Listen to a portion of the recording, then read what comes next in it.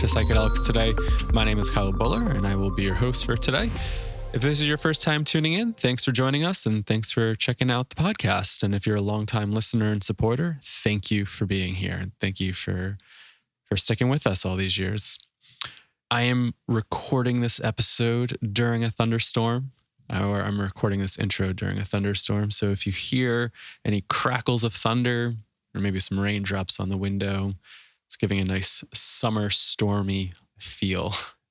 Anyways, today I am joined by Lauren Taus. Really excited for this conversation. I'll read a little bit about Lauren here. So Lauren graduated from Barnard College at Columbia University in 2004 with a BA in religion before continuing on to NYU for her master's in social work. Lauren's is licensed as a clinical therapist in both New York and California with a specialty in addiction and trauma treatment. As a clinician, Lauren integrates alternative modalities into her work. She trained with David Emerson under the supervision of Bessel van der Kolk at the Trauma Institute in Boston in trauma-sensitive yoga, and is trained by MAPS, the Multidisciplinary Association for Psychedelic Studies, for MDMA-assisted psychotherapy for complex PTSD. Lauren is actively working under the supervision of Dr. Phil Wolfson, the author of the ketamine papers, to offer ketamine-assisted psychotherapy. And alongside her father, Stephen Taus, Lauren supports psychedelic-assisted therapy research with the intention to bring these types of interventions back into the Western mainstream model. Lauren also teaches yoga and meditation classes in the Los Angeles area. She has facilitated teacher trainings and has also offered immersive wellness experiences globally. In her work as a wellness provider, Lauren has been featured in Yoga Journal, Women's Health, Men's Health, Health Magazine, US Today, and Self Magazine, and more. And you can find out more about Lauren at Inbodied Life. That's INBODIED life.com. And that's her website. She also has an awesome podcast called an Inbodied Life podcast. And I was actually featured on it. So definitely check that out. I think, we get into a little bit how we met, so I won't go into that. But yeah, in this episode, we chat about Lauren's work with ketamine, what's it like to provide ketamine-assisted psychotherapy, and also work along her father, which sounds really awesome to be doing this work within the family. So we get to chat about that. We chat about the importance of relationship in therapy and in healing, and also talking about, kind of viewing psychedelic as the adjunct or the tool for psychotherapy. So we kind of talk about how she approaches this work and lots more. So I hope you enjoy this episode with Lauren Taus. I know I really enjoyed chatting with her, and had really awesome time chatting with her in the past for her podcast, and did some IG lives, Instagram lives, and so just really, really excited about this episode and to be able to connect with Lauren. It's been really great getting to know her over the past few months. So that's a little bit of the intro there. We do have our Navigating Psychedelics course coming up September 17th. That's on Thursdays.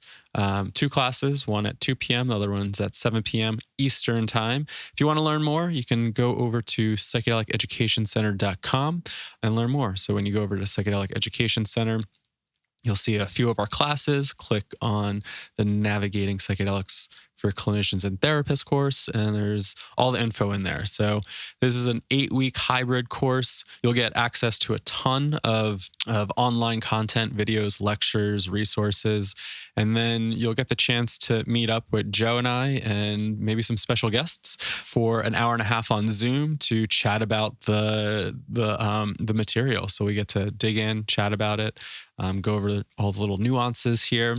Really awesome, really fun, really excited to be offering this course. and just really, really awesome to connect with the students from around the world. I think that's one of the best parts, is just building community, getting to know people, and learning about other people's work as well, and just learning from each other. So if you want to check that out, again, that is at psychedeliceducationcenter.com. Click on Navigating Psychedelics for Clinicians and Therapists. And our next group starts on September 17th. That's a Thursday. At 2 p.m. and then another one at 7 p.m. If you're interested in CE credits, there's the information on the site there. So make sure that works for you. And if you have any questions, feel free to email us, psychedelicstodayemail@gmail.com. Also, if you want to support the show, be sure to subscribe to our podcast if you haven't already. iTunes, Stitcher, Podcast, Google Podcasts, wherever you listen to your podcasts. I typically use Stitcher. I think I got just roped into it having an Android. And now I have a hard time switching over to other platforms. So definitely subscribe if you haven't already. If you're feeling called, really helps if you leave a review on iTunes and on Facebook. And if you really want to support the show, share some of our content, repost an Instagram post, reshare some stuff on Facebook, Twitter, wherever you are on those social platforms, and just help get the word out. It really helps us and helps to spread the message further so we can keep delivering you awesome value and content here at Psychedelics Today. So I will leave it at that. And thank you everybody for listening. And I hope you enjoyed this episode with Lauren Taus. All right. Welcome back to Psychedelics Today, everybody. I am honored to have Lauren Taus here, psychotherapist, a yoga instructor, and a whole bunch of other things. You have a podcast and platform called Inbodied Life. And I forget how we originally got connected, I think on Instagram, and then it was on your podcast. And it was really great getting to know you and some of your work. So could you give a background, a little bit about who you are to the listeners? Things that I might have glossed over. Sure. And thank you. Thank you for having me, Kyle. It's a privilege to share with you and your community on Psychedelics Today. I am a psychotherapist. And like you said, I'm a yoga teacher too. I've been teaching yoga for over 20 years now, which is crazy to think. Wow. And yeah, right. And yoga for me really is the word. Like the word means yuj from the Sanskrit language, which is to yoke or to bring together. And I believe that we live in a world that's deeply, deeply disconnected, both from like an individual ecosystem perspective and beyond that. So like families, communities, the nation, like deeply, deeply disconnected.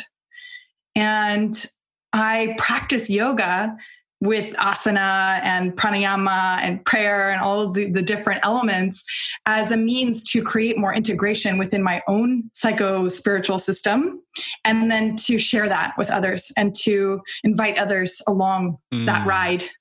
So yoga is still the foundation for everything that I do when we boil yoga down to a practice of connection. Beautiful, beautiful. I'm also a psychotherapist, and I've been clinically licensed for about 10 years. I believe deeply in the healing power of relationship. I believe that we're all telling stories, that we're meaning-making machines, and that we can return to ourselves in connection, right? In the human connection. So while I've always believed in therapy, like traditional psychotherapy from a Western lens, I also experienced quite a lot of disconnection and frustration in my personal practice, which led me to tire and to need a break.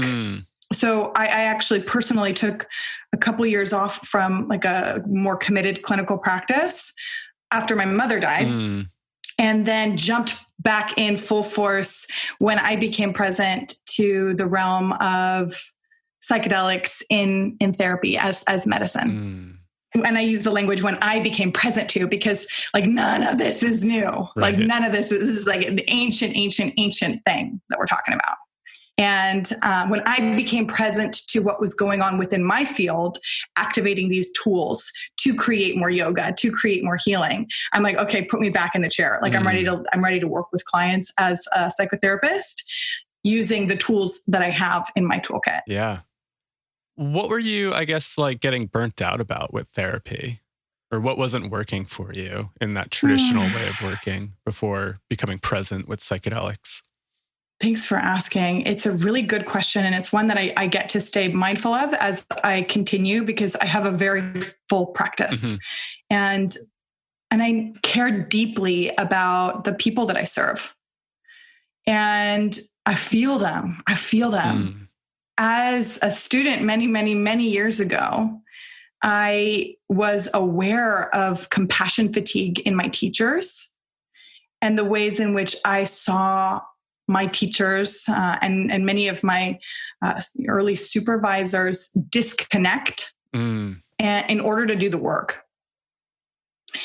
So I, on the one hand, was like, I never want to not feel. And how do I do this work in a way that's sustainable, in a good way that allows me to keep feeling and keep going and like release what isn't mine? So that's one big thing that I felt wasn't working. And I admit that I struggled not to take on and take home and sleep with the stories that I was hearing. And that remains a challenge on some level. Of course. And I'm activating some different like tools in order to be more sustainable in my practice. And then the other thing that was really, really challenging and definitely informed my own decision to take a break many years ago was the fact that I felt therapy, traditional therapy, operated solely on the plane of cognition. And yes, CBT can be useful sometimes, cognitive behavioral therapy, but so often therapy stays in the same cognitive loops that created the problem and sustained the problem. Right. So like, how do we pattern disrupt in a powerful way that allows a person to experience themselves, their relationships in the world differently? So kind of how do I involve the body? How do I involve like consciousness in a way that like I didn't have the tools for when I took a break? Yeah. And I guess, how did you come to psychedelics? Like, if you feel open to sharing my personal journey? Yeah, your personal journey. Yeah. If you feel comfortable sharing, you don't have to. I'm very comfortable. Ask me anything. It's my brother brought me to my first psychedelic experience, and I was so scared. And I had no idea like what to expect.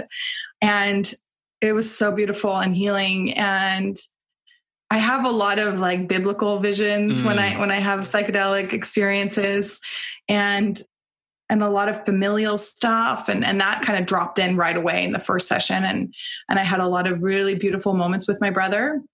My brother also is a psychotherapist who's starting to work with psychedelic medicine himself.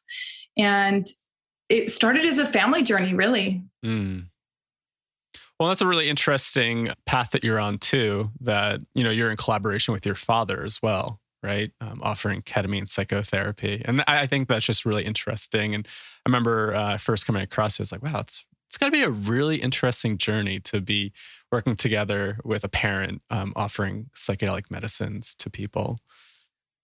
Rick Doblin from MAPS talks a lot about the importance of coming out of the psychedelic closet, especially in families, and having the conversation, right? We connected initially because I said, Kyle, will you please be on my podcast? And you graciously said yes. And then we've developed a friendship since. And you also encouraged me to connect with Chris Beisch, who talks about how difficult it was for him to carry all of these experiences for so many years on his own. And I'm really proud of the fact that I was transparent with my father out the gate about psychedelic experience. And my father was very naive to these things and very enrolled in the story that all drugs are the same and they're bad and they're scary. And he was afraid for me. And I armed my father with information and books and articles and my own personal journey over time, and persistently invited him to join me. And it took literally years. I can imagine. Years. And finally he said yes. And I said to my dad, I said, you don't need it. But the story that I tell myself is that you can have so much more of yourself. You can have so much more access to your own heart. You can love in a way you've never known possible. And that's what happened. Yeah. And literally the moment he had an experience himself, which was with ketamine, he said, I want to be your doctor. I want to work with you.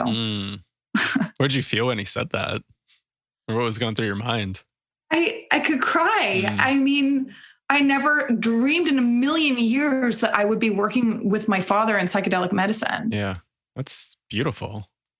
I mean, it's beautiful for me personally. And I also really think that it's beautiful for the clients that we hold to be held by a father and a daughter. Like there's family vibes and yeah. And even from like a MAPS model with MDMA, which I also trained in their protocol, it's shifting a little bit, but it initially asked for a man and a woman. And I think that it doesn't have to look like that constellation, but I do think that there's merit in it, and it's beautiful. And do you guys do the therapy together then, or do you just mainly do the therapy with clients and he's like mostly the prescriber and kind of overseeing the patient on that level? My father supports my psychotherapy practice. Awesome. And it's, I don't invite the tool of psychedelic medicine until I've developed a very strong relationship with the client. I definitely wave that flag on my website and in all the things that I do.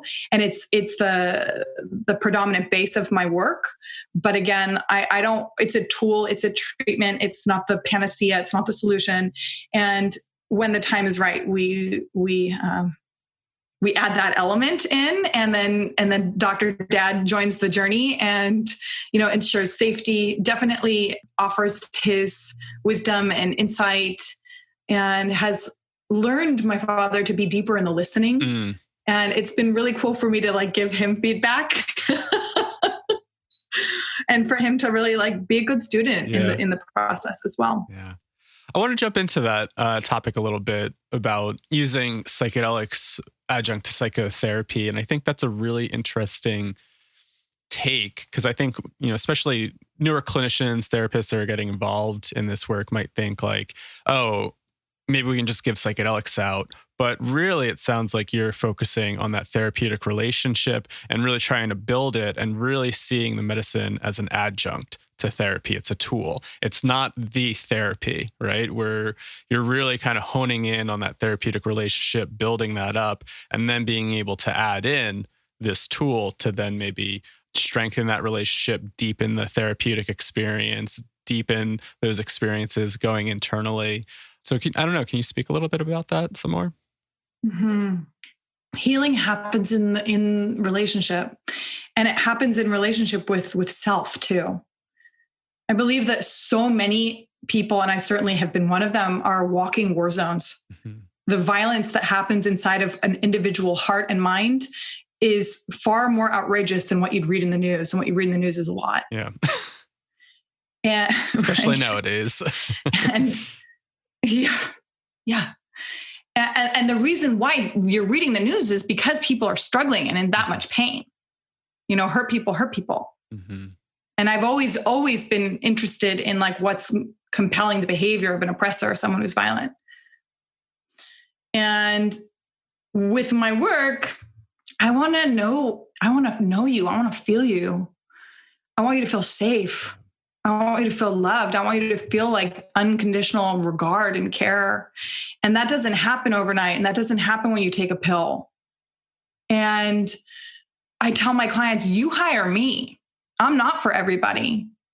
And I remind them of that when they're seeking counsel. Like, it doesn't matter how many letters the person has behind his or her name. This is a human chemistry that we're cultivating. This is like an electric bond. This is like, spiritual pheromones. And so when someone comes to me, I remind them like, you're in charge. I had a client tell me recently that she worked with a woman therapist for 4 years who she didn't like. I always wonder about that. I said, you don't have to like me. You don't have to like me. And to give people permission to be who they are. So the way that I work is, I draw on some primary models in my psychotherapy work, Gestalt, internal family systems, somatic experiencing, These are like kind of the three pillars that are predominantly informing my practice. And all parts are welcome. Bring your ugly, bring your mean, bring your mess.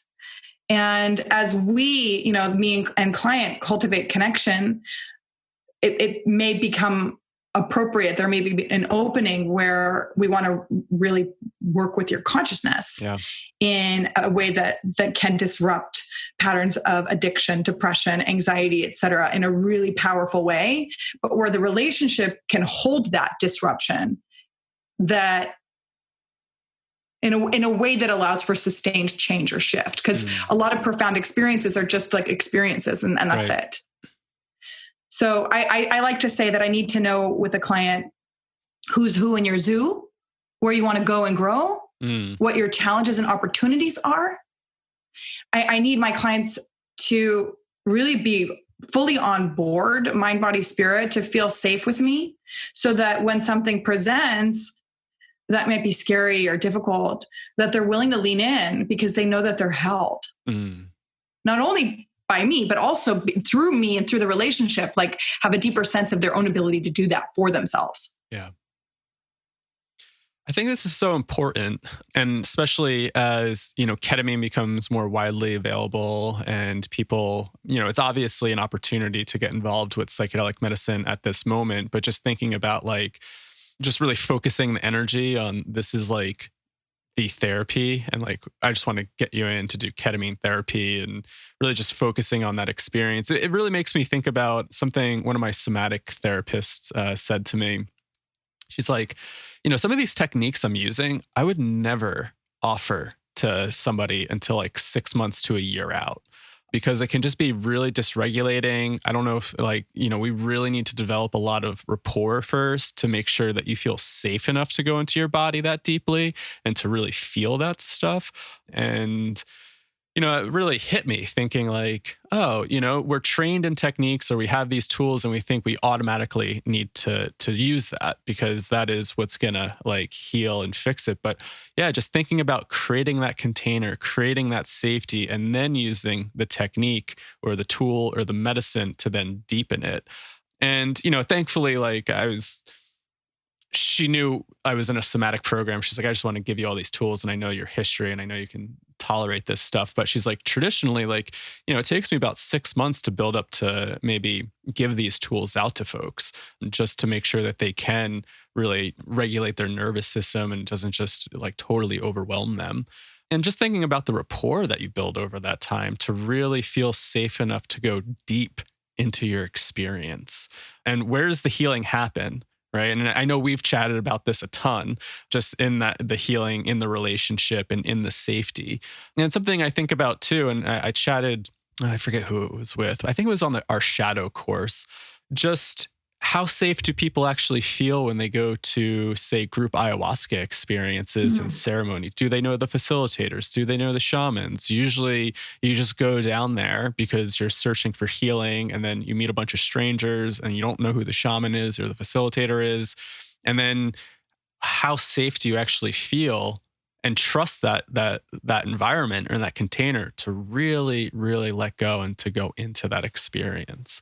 And so I think this is a really important topic to cover and to emphasize about the safety and just the relationship between the client and the therapist, or just that container, right? It doesn't need to be a therapist-client relationship, but even in those, say, more spiritual context, maybe shaman and participant or whatever, but just really understanding that rapport and safety mechanism.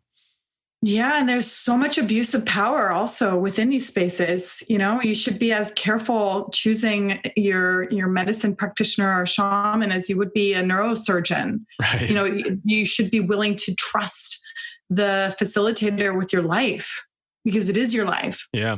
And you're going to really deep places. I mean, this stuff is profound. And it's not always safe. I mean, there's countless stories about that. Yeah. And, not only with the facilitator, but you mentioned groups, it's who else is in the group? Yeah. Who knows sometimes, right? Yeah. I mean, and I've up. heard a lot of really upsetting stories about people not being safe. Yeah. Now, I think on some level, safety is a total illusion. We don't we're never safe. We're never, nobody gets out of this game of life alive. You can walk outside right now and get hit by a car, Totally. Yeah. And when you're working with these tools, you want to really be careful. I love the word careful. It's like care and full, careful and responsible with how you do it, with your engagement and with who. Mm-hmm. So yeah. And I think when you have that human connection cultivated in a way that's solid, it's far more effective. I've heard a lot of clients even coming to me who've had a number of experiences in ketamine clinics. And they're like, well, it gave me a little bit of relief for a short period of time, but that's it. And I don't work in that model. So I admit that I have a lack of understanding and certainly a decent amount of judgment around it, because I think that the fertile space of consciousness that presents really deserves to be tended to in the immediate aftermath and made sense of. Yeah. Again, meaning-making machines. What does this mean for you? And then how can we support the client in anchoring in the experiences that were significant and supportive for the shifts that they're looking to create in their lives. Yeah. And for me, the work is really like an archaeological dig into self. It's an excavation of authenticity. It's an exfoliation of conditioning and story and armor so that we can be here in this. I love it. Reminds me of something, just even thinking about depth work. I had a therapist friend make the analogy with clients that, what was it? On a boat going way down in the ocean, and she's like that lifeline. If something happens, you're able to kind of yank up on that person or help just guide them through that process. And, also just thinking about that concept of you can't really take the client as far as you've gone, right? And it's sometimes you have to go there to sometimes know that space and, how comfortable do you feel going into those dark places at times. Yeah. And in terms to the clinic model with IV clinics and stuff like that, I think for some people they do find relief, right? But it's interesting to hear you say you've had clients come to you saying maybe they haven't got relief. I've definitely heard some stuff in the past from people just sending emails or friends reaching out that have had sessions, just being a little kind of jarred by the experience of maybe being left in the room by themselves and I know maybe that's part of our biases of being trained in therapy and thinking about that relationship, but also just hearing the stories, right? I mean, would I want to be left alone in a transpersonal state? Again, I really guess it depends on the dose that they're using, and are they using kind of some of those sub-threshold doses, or I don't know if I'd want to be left alone or just in a room with a TV going on while trying to explore the depths of who I am. Mm-hmm. Yeah, I mean, I wouldn't, No. But that's me. And that's how I practice. That's how I personally engage with these tools. Mm-hmm. I don't want to really be alone. And there's a way in which being held, I can be by myself more fully. Yeah. And, setting is everything. And I think it bears mention that the individual is responsible for the integration. I can, give everyone all of my tools and they don't use them, right? We have to be in practice, and the experience needs practice for integration. So, I always arm my clients with worksheets and journals and encourage them to dance or, shout or sing and make art. I have so much beautiful art from clients who have painted post ketamine journeys, and they just make my heart sing when my clients create out of their journey work. Yeah. And I think that ketamine, my intention is to be in this space as both a direct service provider and a voice in the larger field that's working towards decriminalization for all drugs. Mm-hmm. And as well for the movement that's bringing these medicines into the space of Western medicine, like in a good way, in a respectful way. We have to be mindful of certain plants that are endangered and require like more specific care for the communities that have been using them in an indigenous way. But Yeah. I work with ketamine because it's legal. And I work with ketamine. I also love ketamine, and ketamine gets a bad rap, which I'm happy to talk about that too, and my conversion process to it. But I look forward to the day when I can meet a client and be like, this person needs MDMA, this person needs psilocybin, this person needs ibogaine, this person needs ayahuasca, like, because while on the one hand, I endeavor to have a bit of an agnostic approach to the entheogen or compound, I also would use them differently for different things. Yeah. The analogy that Joe always uses, like, you can't really clean a house with a Swiffer, right? Yeah. Like you need multiple tools, and, it's really exciting to see some of the research come out, right? With, say, ketamine, sometimes it sounds like the effects last maybe up to like 2 weeks at times. And I think it does have a much, like, combined with therapy, you're thinking about neuroplasticity, you're thinking about integration, having a much larger effect in your life long term to really engage in that process. But then compare it to, say, like psilocybin and MDMA, where you're seeing a much prolonged effect down the line. Yeah, and I think we need all these tools, right, for different little things. And it's an exciting time too to figure out, like, really the value of each tool, and to see where it could really be implemented with really good benefit. So yeah, it's an exciting time just to even think about that. Like, I feel like we're at the beginning of like really understanding like all these tools that we have and being like, what is it good for? How can we use this one appropriately? Mm-hmm. And I agree that it seems that there's like so much interest and energy around the research, around the practice. And I'm grateful for everyone that is, participating in the movement, because we can't solve the problem from the same level of consciousness that created it. Einstein said that. And we're facing some really serious problems as a human collective. And this country is in especially bad shape right now. So how do we responsibly engage with our consciousness in creating solutions that are good for everyone? We're going to need a lot of creative solutions here. Mm-hmm. Yeah. Mm-hmm. Yeah, we need a lot of creative solutions, is right. Yeah. And, this is, I think that we have like two main problems on planet Earth right now. One is, global warming, and the other is really mental health. In when I'm looking at COVID-19, when this whole thing started, I was like, okay, this is going to precipitate a mental health pandemic. And, intimate partner violence is on the rise. Addiction is on the rise. Suicidality is increased. It's like all of these, mental health challenges that have been exacerbated. And of course, with the Black Lives Matter movement, minority populations are more predominantly influenced by COVID-19.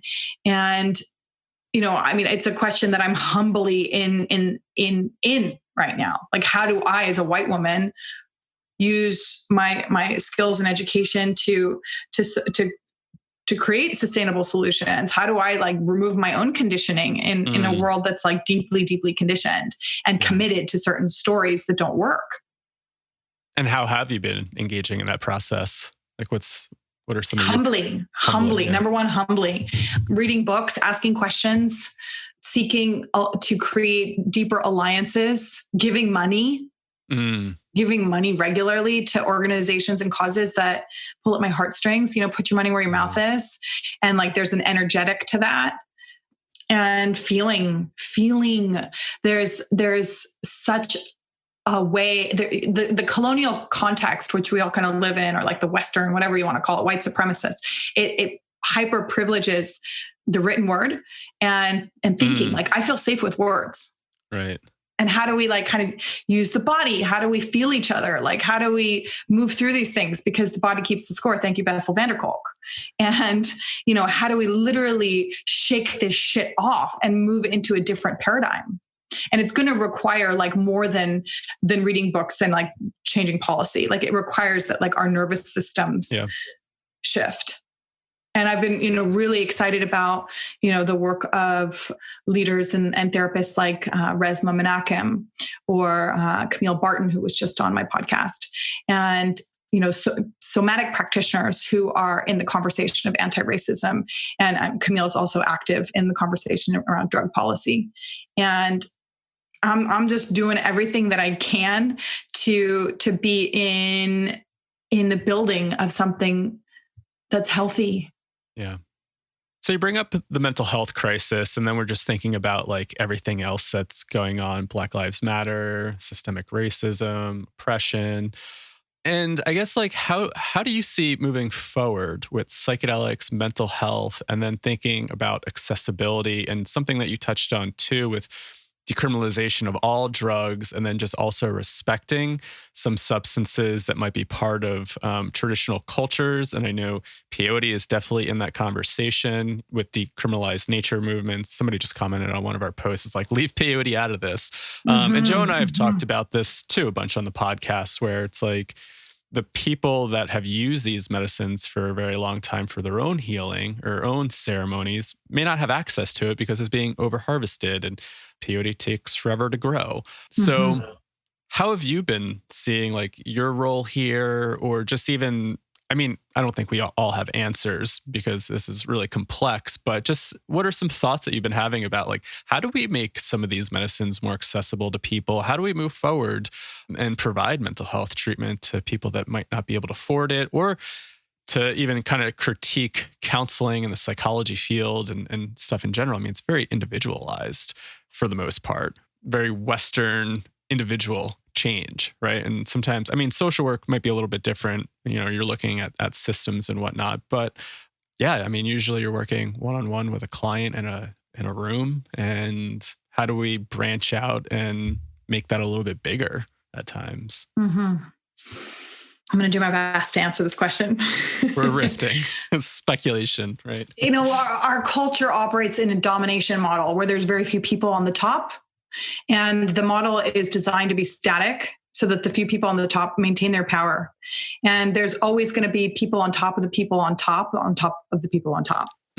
And that model breeds isolation and loneliness and distress. The opposite model would be one of dominion, one in which we empower everyone and we're sitting together in a real circle. And I'm conceptually efforting to live my life within a dominion model, and it's not easy, and I'm like learning, and it's messy, and I'm efforting.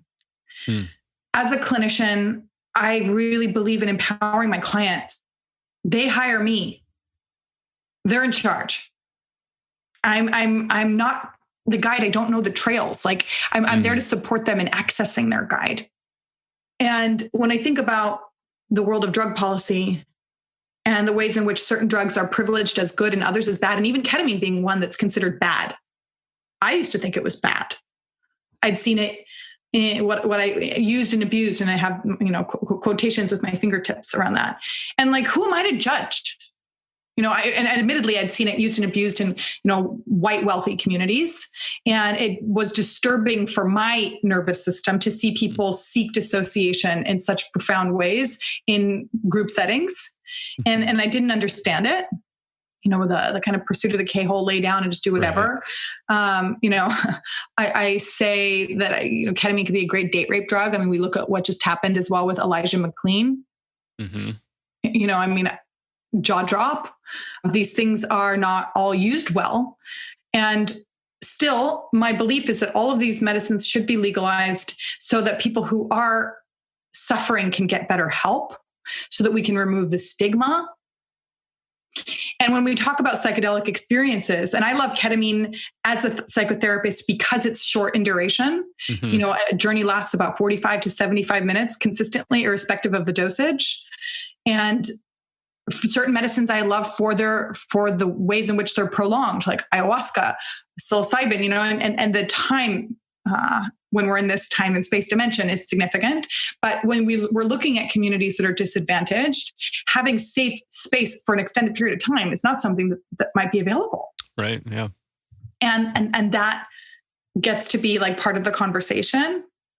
When I think about what's happening with cannabis now, like there's essentially like white cartels and there's, cannabis stores on every block of Venice Beach and people making lots and lots of money on weed. And then there's so many Black and brown people in prison for smoking a joint. And so the inequity there, like what kind of reparations can we do? And I like to say, and sorry for swearing, but I like to say you can't bypass the fuck you on your way to forgiveness. Mm-hmm. And love is big enough to hold the anger and the rage. And there's appropriate, like righteous anger that's due. I have been reading a book called Medical Apartheid, which is talking about the ways in which Black bodies were kind of poached and, pillaged in order to create knowledge bases. They were basically like just tested on, especially during the time of slavery. And so as a white clinician in space, I have to recognize that trust takes time to build, and that there's a big gap. Brene Brown talks about like one marble at a time. How can we build the trust? How can we like show up? How can we like be honest with each other? This morning in my meditation, I was like, there's a real clearing conversation will create intimacy and celebration at the end of it if it's done effectively. Mm-hmm. And there's thousands of years of clearing conversations that we have to work on. And we do it marble by marble. Yeah. So how can I marble by marble build relationship with Black therapists, Black community, and recognizing the charge of a white body? Also doing my personal work to release any trauma that lives in this body. And we all have it. Mm-hmm.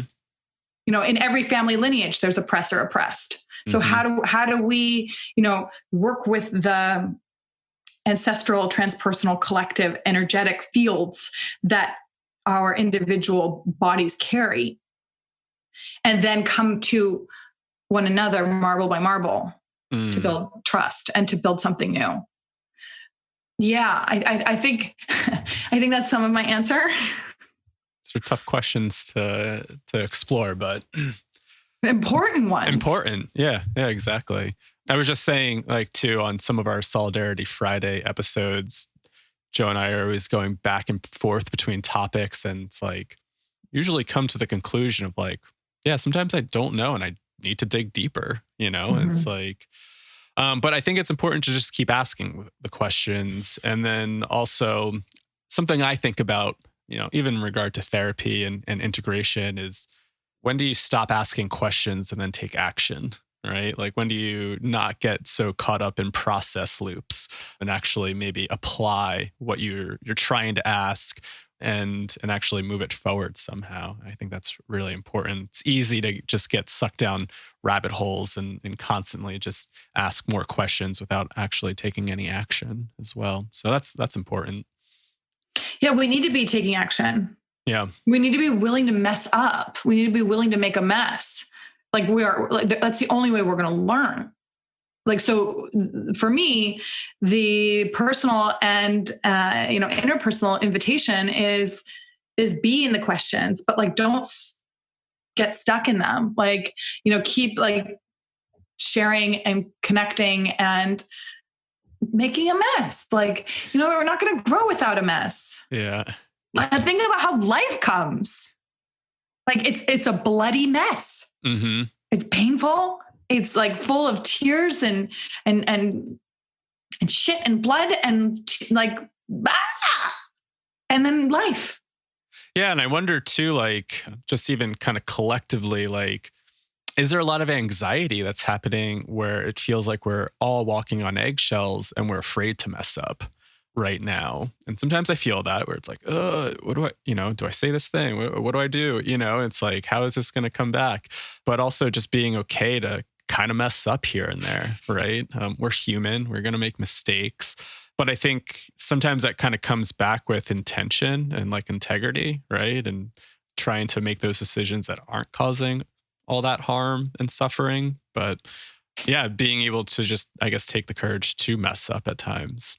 Important. Totally. Yeah. It's, intention doesn't always equal impact. Totally. And, responsibility endeavors to be accountable for both. And We just get out there. It's get out of your head, get into your heart, get into your body. It's literally, and then coming back to yoga in a way. It's like, how do I connect with this bigger ecosystem and like shake and release? Yeah. How do I connect?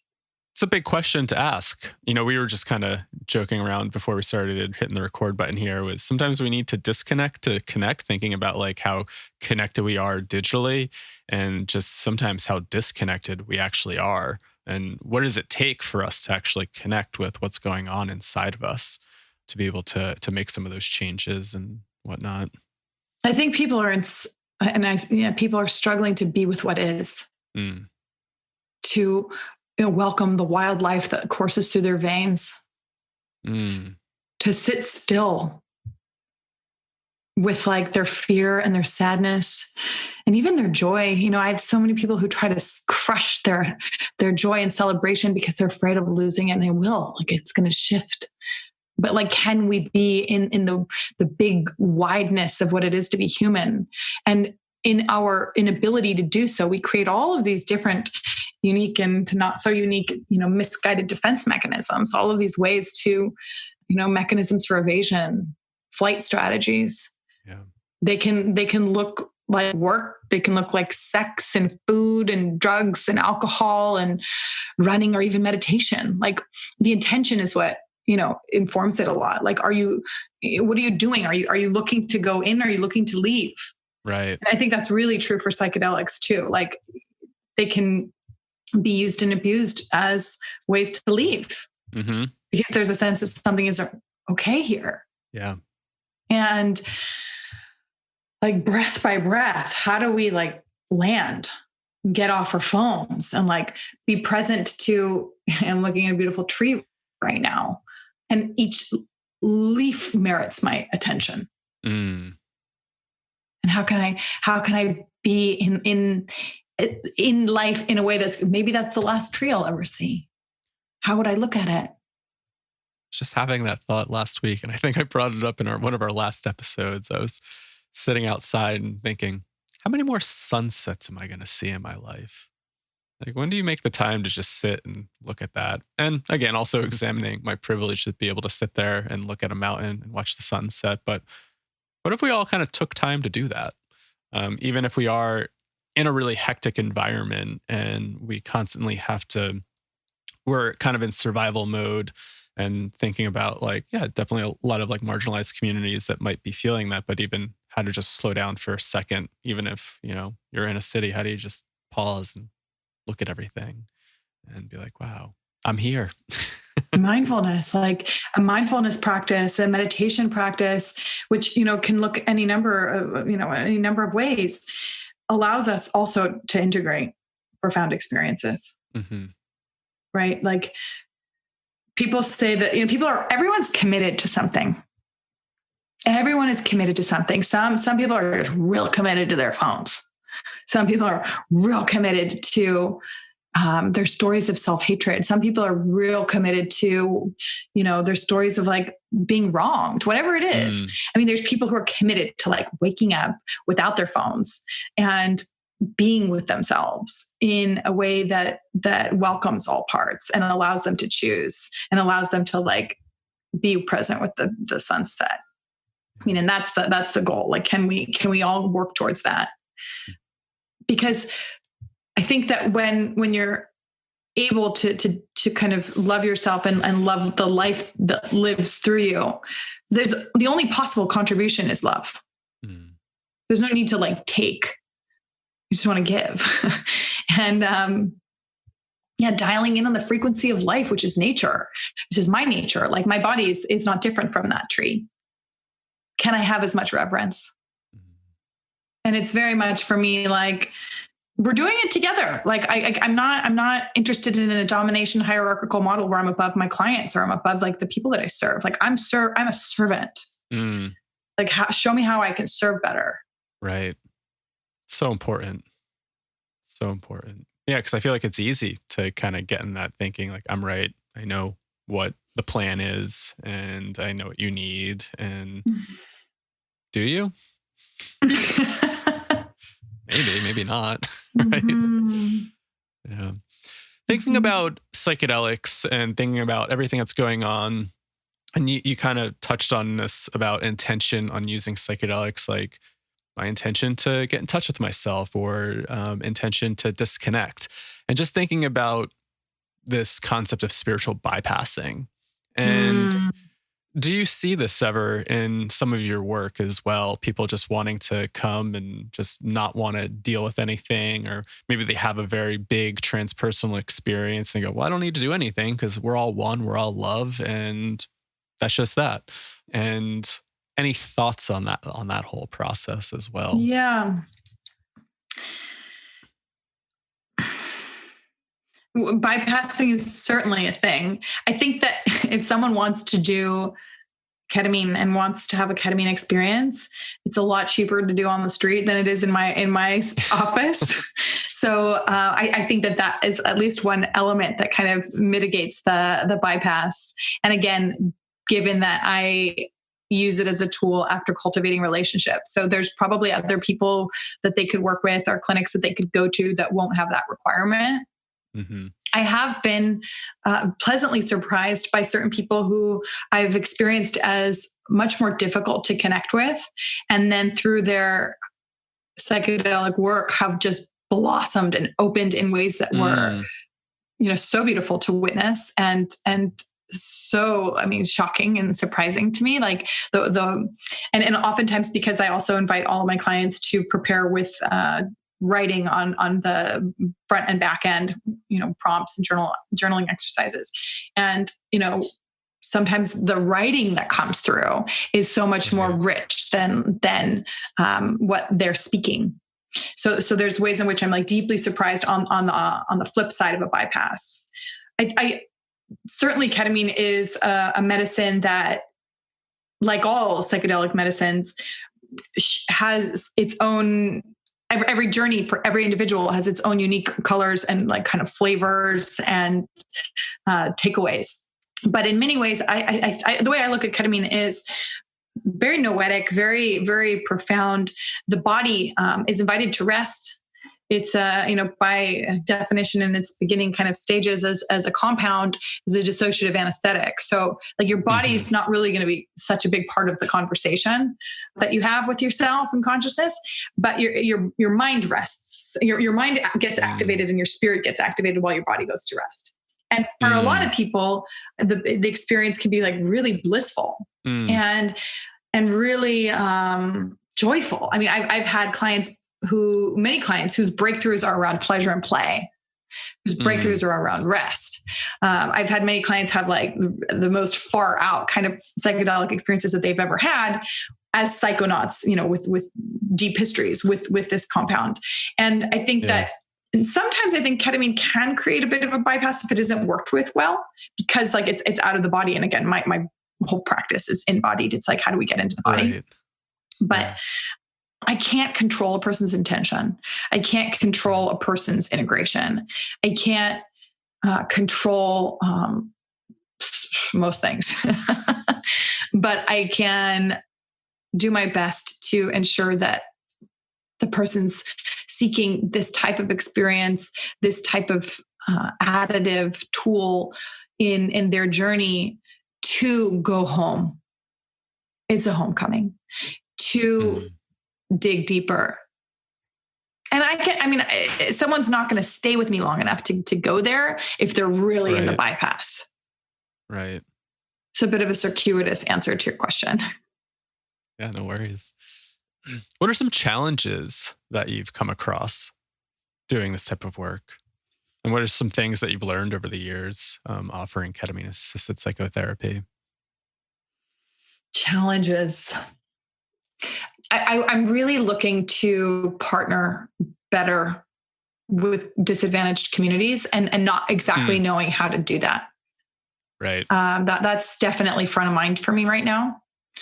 I I feel really, really solid in the work that I offer.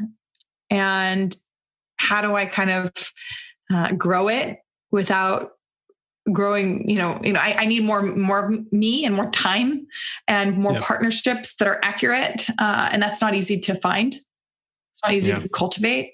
Like, how do I work with team? I mean, I'm so grateful to have my dad as my doctor. He's like such an integrous physician, and it's just really not easy to expand in a good way.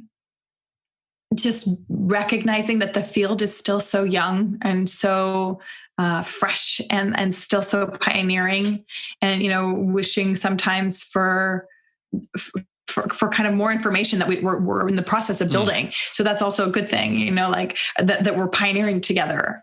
Yeah. And I've certainly developed community of other clinicians and doctors and shamans and people like in all sorts of kind of areas. I feel immensely blessed to have mentorship from, people like Rick Doblin, people like Phil Wolfson, people, more on the plant side too. But just really looking forward to the day where we have a better sense of like how to teach other people. Like I've been approached by so many young therapists, like, how do I do this? And I'm like, I don't know how to tell you how to do this without like going to graduate school and like doing like thousands of hours of clinical supervision, unless I'm just supporting you in your, underground work, which I don't really do. That's not that's not my work. Mm-hmm. I mean, on the upside, outrageous transformation. Yeah. On the upside, like the ability to be witness and privileged to support the facilitation of deep healing. People who are breaking free of decades of addiction, who are reconnecting with their families, who are learning to love their bodies, who are experiencing more joy in relationship, who are open to relationship. Like there's so much beauty, and it's a privilege to do this work. And that's always present with me. Yeah. I think I remember hearing Dr. Alicia Danforth say, I think it was at Horizons conference a couple of years back, but just talking about how she was doing the MDMA study and then not being able to use MDMA like after the study was done. And it was like, you took a tool away from a clinician, and it's so hard to practice without that tool now that you've gotten a taste of it. Mm-hmm. Right. And I could imagine having access to a tool like ketamine and adding it to your psychotherapy practice and just seeing the transformation happen. Like, yeah, how do you go back to just doing regular therapy or something like that? And you go, And I really resonate with the comment around MDMA. I do work with a number of individuals who have extreme trauma in their bodies, and MDMA is like the medicine for that in my mind, and I can't legally use it. And I feel really restricted in that way, and really frustrated and sad, because for these cases, ketamine's not going to do what MDMA will do. It's not the right cleaning tool when we're going back to your house Swiffer analogy. Like it's just not the right tool. I mean, it can help, but like I really want to be able to safely, legally administer this kind of medicine. I think also, especially during COVID, I've been working out of my home office. And I think that the challenge of space is an issue. A lot of spaces are very clinical. And this work is not clinical. This work, it is, and it's intimate and it's spiritual. Yeah. And, I love that I can bring people into my beautiful den of Zen, what I call it, but it's still like, my home. And I think that because it's my home, it's beautiful. And because it's my home, it's challenging for me. But I think for the larger field, hospitals aren't places of healing, and most medical spaces are not really that warm. And to create like a really loving, inspiring environment to do this work is incredibly important. Yeah. So it sounds like you're continuing with in-person work, and I wonder for the clinicians that may be using ketamine that listen to this, like, are you taking any safety precautions right now with COVID and everything? Mm-hmm.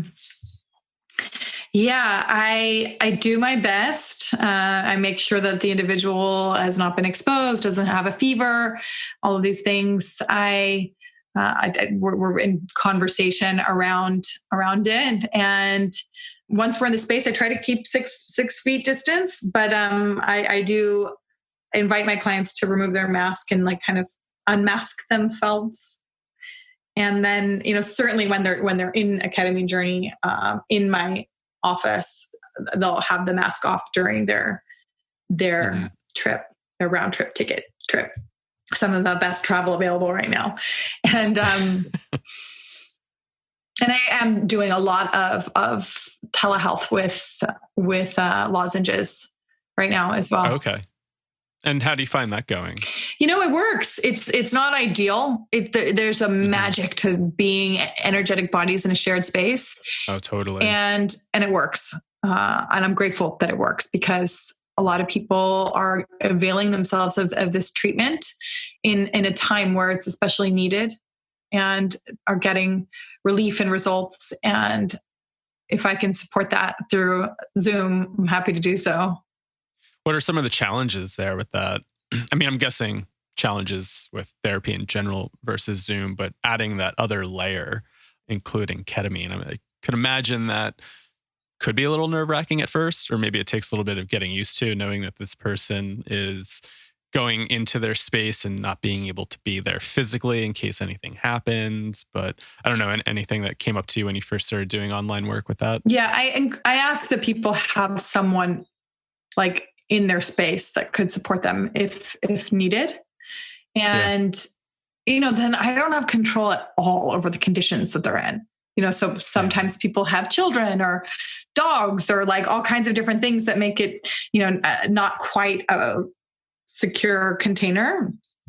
Yeah. And that's out of my kind of reach. Of course, like there's something so special about being able to put your hand on a shoulder or like notice like the cadence of their breath and, see if they're smiling or laughing, like when they're laying down and they've got their mindfolds on. I'm missing out on some really important details. Yeah. And so are they within the space of connection. But, there's still my 3-hour duration, and the clients report that it works for them. I will say that a lot of people are prescribed for at-home use without a therapist present, which I don't really work that way myself. A lot of my teachers do, and people do, and again, like I think if someone is like super, super, super deeply depressed, it can be supportive, but I want to hold them when they're in that space. It can be very disorienting. It can be very bizarre. It can be any number of things. And to be able to immediately unpack and process is part of the magic of the medicine. It's like, what does this mean for you? How can we utilize these experiences, these visuals, to support you on your journey into yourself? Yeah. Yeah, that's something I've been going back and forth between about safety and just, I guess, like the ethical concerns about doing online ketamine work. If a physician or prescriber is prescribing at-home use, and I know there are folks that do that, and it sounds like for the most part, maybe they already have a rapport with that client to some extent before making that decision. But just even thinking about adding that harm reduction level, it's like, oh, you could go take this at home. Yeah, it's prescribed for you to do at home use, but just even having somebody there on Zoom to sit with you, right? And sometimes I think about it as that harm reduction thing where I know some people are a little, maybe they don't want to do it because they think, oh, it's not ideal or whatever. But just even thinking about those people that do get the at-home prescription, it's like, oh, here's just another safety level built in, right? Wouldn't you want that? Because I've definitely had people that had at-home use. And I remember specifically somebody reached out to me. They're like, yeah, the person just told me to go home and take it. And I was really kind of put off by it. And it's like, yeah, it sounds kind of weird, but it may be because I personally have no interest in doing that, and wouldn't want to venture into the realms of, consciousness without feeling anchored and supported. It's such a tender, beautiful space. It's like, and with ketamine, I feel like a person becomes a baby. There's like an infant type quality, and infants need a lot of care. I wonder if that is why literally all of my clients have no interest in doing this medicine work alone. There's no interest. And all of my clients who've been prescribed have enough to do it on their own. And in fact, the prescription might suggest doing it that way. And, to be clear, he's shifted, but my dad initially was not comfortable with at-home use at all. And so my father, because I started working more with that format during COVID. And so I partnered with a couple other physicians, and, it's normative. It's very, it's become part and parcel for the course with ketamine work. But, my dad was like aware of the higher risk and liability and not enrolled. So I sourced other doctors whose prescriptions are, for higher quantity, and with the invitation to journey at home alone, in support of, therapeutic goals and personal development, whatever is on the docket for that individual. But my clients universally are not interested in doing this work without support. Yeah. And I think part of me, and again, this is all informed by my own bias and my own totally. Stuff, but this work is profound, and this work merits deep attention and care. And I love that my clients are in relationship with me around it, and that they're not seeking escape. They have a lot of reverence for where they go and grow in ketamine lands, and they want to be held all along the way. So with my arms wide open, let's do it. It's beautiful and so important. Yeah, I just even think about some of my own experiences and just thinking about breath work. People always ask me oh, do you do breath work at home? And to some extent, yes. I mean, there's different practices that I do, or maybe I titrate the practice a little differently if I really need to go in and do some of that work. But I usually save some of those really big, intense experiences for the group and for that container, because there's something so special about being held in the group, being witnessed, being heard, having somebody there in case maybe I do find myself in a very weird position, or even just in the sense of body work. And, I do a lot of my own body work anyways, either it's gentle massage, pushing against, movement. But there's something, and so I'll do that body work even in the group format, but there's something that then happens when a facilitator comes over and is able to do something that I can't. And so, yeah, I think just being with people is healing. And, as we've said in the past, it sounds like healing is sometimes in that relationship, right? Healing is in the relationship. Yeah. And I remember you sharing that with me on the podcast that we did for Inbodied Life. And I just, sometimes because there's so many players in my space, in the space, who are advocating for at-home use alone, part of me feels a little insecure about being so dogmatic and strict about, in my practice, no, I'm not on board with that.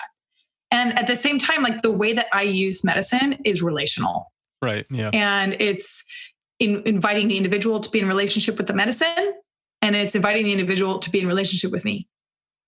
And that's really, again, such a core part of my general philosophy and foundation is connection and relationship. And yeah, I get to own that. And it's a tricky thing right now, right? Because there's definitely been people that have reached out and said, hey, can I do online breath work with you? And there's parts of me that I'll explore, different titrated models, things that aren't intense. But, we're at this point, I guess, with COVID being locked down at certain times where we have to like, I guess, do a risk analysis factor here and go, how can I be creative and try to offer support in different ways? Maybe that is some at home use, but also sticking with like your integrity and thinking about how you want to show up in practice. And it's this weird balance of trying to be creative and trying to offer that support, but also staying in alignment to how you want to practice and how you want to offer that, and sticking to some of your roots and who you are as a person. And I just find it to be a really interesting time and very challenging, because it's like, oh man, yeah, it'd be really great to offer more of that stuff. And then I think about like, oh yes, but I also know that if I get into that, then it's like missing out on so many components. And yeah, it's just kind of trying to sit there and weigh all the options, I guess. Totally. And it's like balancing like the potential for good and harm, right? Harm. Yeah, exactly. And, I give myself full permission to change my mind about this. But like the way that I'm operating and working is super, super relational and connected. And like, I don't want to drop my clients off in outer space by themselves. Totally. Which it could feel like. See ya. Yeah. Have a good time in Pluto. Yeah, that doesn't feel good. That does not. No. Yeah. And, ultimately it's like someone shared with me recently this idea, and I just love it. It's like, let's not try to feel better, but let's get better at feeling. I love that. Me too. And like, I love the Rumi's poem, The Guest House. Like, how can we welcome what's here? Like, welcome what's in front of you and not run away. How do we not collapse in our chest and our hearts, but keep our hearts open when it hurts? How do we keep loving? How do you practice that? One of my big teachers gave me the kind of 4 foundations of breath, sound, movement, and touch.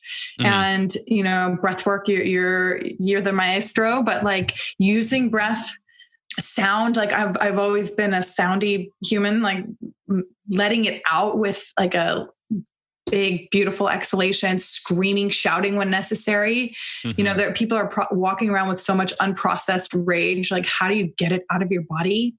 It's an energy. It's energy and motion, emotion, breath, sound, movement. Like literally I shake and I dance in my living room, and I like really push the edge to get myself to a place where like it's just moving through me. I'm not like telling my body what to do, but my body's like telling me what to do. That's hard to get to. People I think like, cause it's more, how do you teach bodily intuition to people? And I always think about that, about my own somatic practice, and thinking like, I guess there's like certain techniques that I use, but it's not like a prescriptive formula of going like, this is what you should do. It's more about like developing that intuition and learning the language of the body and trying to listen to it and maybe express it. And that's really, I think, hard to teach people at times. It's very hard to teach people. What you can do is give them the setting to explore in, and give them the permission, and let them know that permission. Like they're not being judged, that like whatever comes through them is welcome and wanted. I think about dance, and it's something that I try to do more of, as part of that, 4 anchors, like movement and like dance. I'm so used to like yoga shapes, which are prescriptive and geometric and like within certain like boundaries. And when I dance, it's well outside the lines. And dancing has been something to consume, has been something to watch, has been like, a visual that like is supposed to look a certain way in my mind. And it disrupts my ability to connect with my authentic kind of release. So, practicing, it's a practice like anything else. And then touch, like never underestimate the power of your own hands on your own body. Hand, heart, hand, belly, like it's one of my favorite places to go. Like literally, like really greeting myself, attending and befriending to the life that lives through me, to like really, really like be like, okay, I got you, Lauren. Like, and then coaching my clients to do the same, like breath, sound, movement, touch, like to get here. And I think that like the body has so much wisdom, and my experience in my body is that it's not competing with my mind. And so I have to create the space to be in the listening for my body, of my body. And, encouraging my clients to also do that. and not to worry so much about what other people think. Yeah. Who cares? Yeah, somatic practices can get kind of weird. Totally. But how are you okay with that? Just like shaking things out or making exaggerated movements? And it looks weird, but I think also really healing. Yeah. And how do you be okay with that? Like, or even create the space for that for yourself. Like, where can you feel safe to, or kind of trust that space to be able to engage in those practices? I do it at home. I do it at home. Too. Like, and it's something I try to do every morning. Mm-hmm. You know, you can't stay clean on yesterday's shower. People are so concerned with brushing their teeth. Like, what about your mental hygiene? Yeah. Both. Do both. Both are important. Yeah. And I really believe like we're only ever as good as we are. And a lot of people that come into these spaces and places as healers and therapists and shamans, like they've got their own wounding, and, you know, it's part of being human. And thank God for my wounds. They're my greatest teachers. You know, the things that I've been through that have been the most painful have been the most character building and the most transformational have been my, you know, greatest kind of alchemical processes. And I don't graduate. Like, I'm not done. So, you know, in the name of being in high and good service, like I got to do my work. Like I got to fill my cup before I go out and offer to others. And, you know, the wish is to give from my overflow, like to pour from my saucer. And so, you know, I get to be in a deep committed practice of the things that I'm offering and sharing and suggesting and, like, you know, doing in my work. And so that also includes psychedelics. I have no idea how people are working with psychedelic medicine who have not experienced it. And I know a lot of people who fit in that category. It's like, yeah, it makes no sense to me. I don't know. I don't either. Like, how do you teach yoga if you don't know what yoga is? By reading. Okay. Like, right. The armchair anthropologist. Right. Yeah, no, I mean, it's tough. And I was actually talking to somebody recently about just self-care practices and being in, you know, being in the therapy world. You know, I think this is one of the biggest issues at times is not being able to practice what you preach and what you give to clients, and always talking about self-care and setting boundaries and this and that. And like, how do you actually live that? And that's something like I've experienced in like different jobs of just like burning out in those roles, and just like trying to always preach like we need to develop better self-care practices so this doesn't happen. And how do you role model that even for clients, right? It's so important, especially now when there's so many avenues to extend your energy. And it's like, how do we come back and fill our cup? Because then we're not going to be able to show up to do our own work or be able to do work for others and to give if we're not. And I guess that feels selfish at times. Like, oh, I got to go take a day off and replenish while there's so much other stuff going on where you should be constantly engaging. But yeah, I think it's really important to get that self-care in. So if you're in this space, I hope you're practicing your self-care. Everybody needs to sleep. Yeah. You know, and drink water. And, you know, there are ways in which privilege is a big part of this conversation. And if you have it, exercise it for good, take care of yourself, and then get back out there and, like, you know, work. Yeah. Well, Lauren, we're well over time. I feel like we could just keep chatting for a lot longer and nerd out on somatics and ketamine and more topics. But anything that you want to close with for today? Yeah, I think that the invitation is to do your work. And I offer that to myself, and I offer that to you, and I offer that to the listeners. And remember to play along the way, that that joy is an act of resistance, and that we can be, you know, very serious, and we can also play, and, like, you know, and then rest and come back to your heart. When you find yourself in the real center of your heart, you'll be in the center of everyone else's too. And it's a privilege to do this work and to share time and space with you, Kyle. Thank you for having me here. And I'm excited for all the more. Likewise. Thanks for joining us here. And quickly, how can people find you and find your podcast? You can find me on my website, Inbodied Life. That's INBODIED. The greatest journeys are always inward. Thoreau says, stay home and become expert in home cosmography, 1,000 regions of the mind yet unexplored. Go explore. Inbodiedlife.com. Find me on Instagram at lauren.taus, TAUS. And my podcast is alive in blog format with links to both Spotify and iTunes. You can definitely go listen to my conversation with Kyle too, snowboarding into Nirvana and all kinds of different fun ones. So please stay connected. I'd love to hear from anyone and everyone. And again, sending lots and lots of love to each and every one of you. Thank you. Thank you, Lauren. Until next time. Yeah, thank you. All right. Welcome back. I hope you enjoyed that episode, Lauren Taus. Again, if you want to learn more about Lauren's work, you can check out inbodiedlife.com. That's INBODIEDLIFE.com, Inbodied Life. And be sure to check out her podcast, Inbodied Life. I believe she's on all the podcast apps and platforms, so check that out. She has some really great guests on there. So definitely check that out. If you have any questions, comments, anything like that, feel free to email us at psychedelicstoday@gmail.com. And again, be sure to subscribe if you haven't subscribed already on iTunes, Stitcher, Apple Podcasts, Google Podcasts, all those places.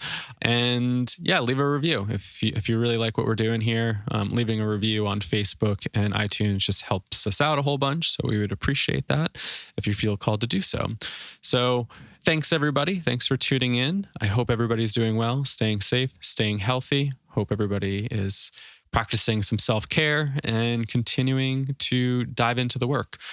If you've been checking out some of our Solidarity Friday episodes, there's lots going on in the space. And so I just, really want to emphasize the self-care and also, continuing to just be active. We're in some interesting times and we need a good balance between action and self-care. If we're not taking care of ourselves, we can't show up and create change. So be sure you're diving in and taking care of yourselves. So stay well, stay healthy, everybody. Thanks again, and we will catch you on the next episode of Psychedelics Today.